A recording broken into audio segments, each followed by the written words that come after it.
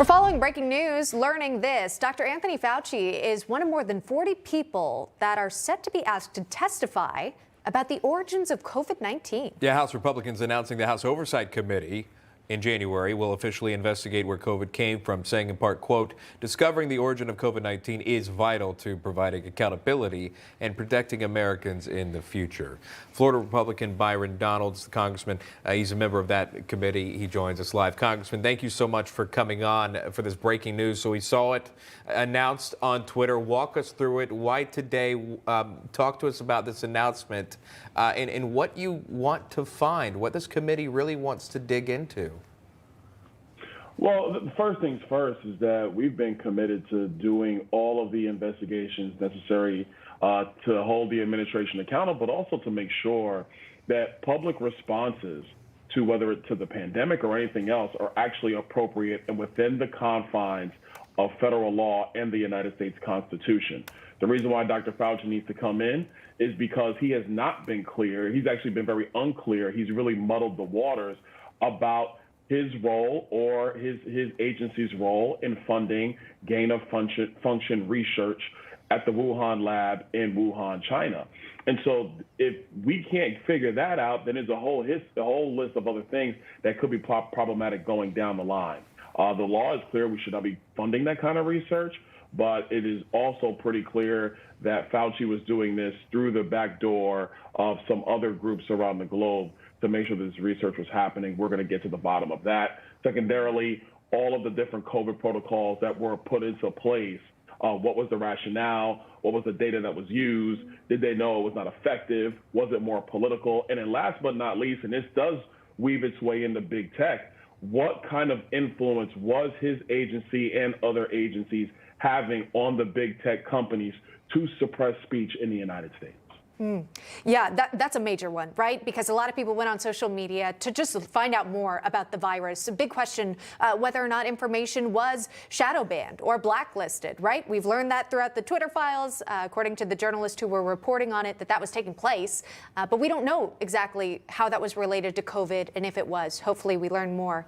You know, Congressman, Fauci has testified in front of Congress before. Why do you think this time's going to be different in what we might learn? Well, the first part is that, you know, I don't want to speak about the members of the Senate, but they question their way and we question ours. Number two, we've had an opportunity to kind of observe how he goes through answering his questions in the Clintonian way. He evades and dodges the point.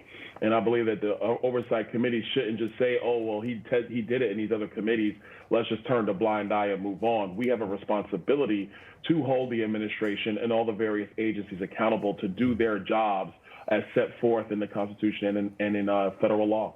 All right, final thought for you, Congressman Donalds. Who else is on this list? We know Dr. Fauci.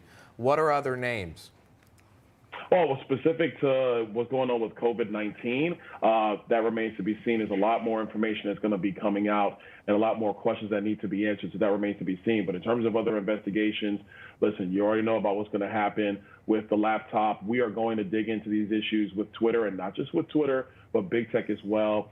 And also, were there collusionary tactics by the White House and other agencies to influence media and social media companies? And notice I said media, but media and social media companies in the United States. Because if you truly believe in protecting democracy, you have to protect free speech.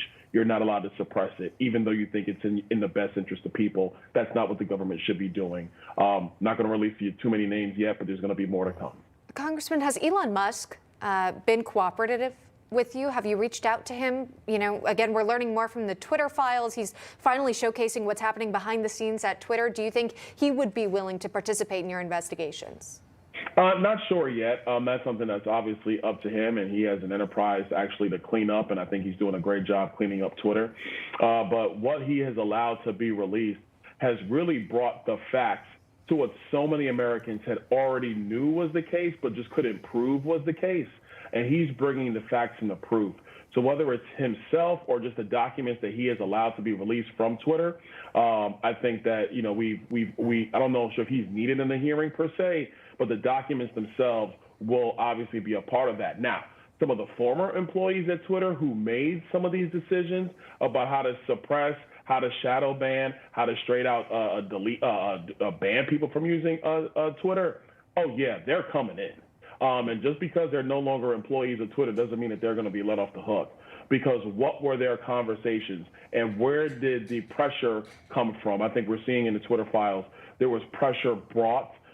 Where was the pressure coming from? Was it from political groups?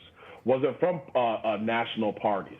Was it from agents of our government? All those questions need to be answered. It is critical for the future of our republic. All right, that's Congressman Byron Donalds with that breaking news there. House Oversight Committee set to, led by Republicans, set to look into the COVID origins, specifically Dr. Anthony Fauci, many others. That list, again, will await those names. Congressman, thank you so much for taking the time for the viewers this morning. Merry Christmas to you. Merry Christmas, anytime. No crooked establishment. None of that twisting the truth. No talking down to me. Don't tell me how to think. Don't tell me how to think. Don't tell me how to think. I trust Newsmax. Newsmax. They don't tell me how to think. They let Let me decide. Newsmax. real news For real people.